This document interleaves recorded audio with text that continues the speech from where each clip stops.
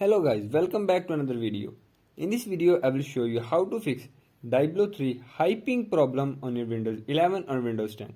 So to fix this issue, follow every step as I am showing in this video, and do not forget to subscribe this channel and also press the bell icon for the latest upcoming videos. Hope so this will fix your problem and help you a lot.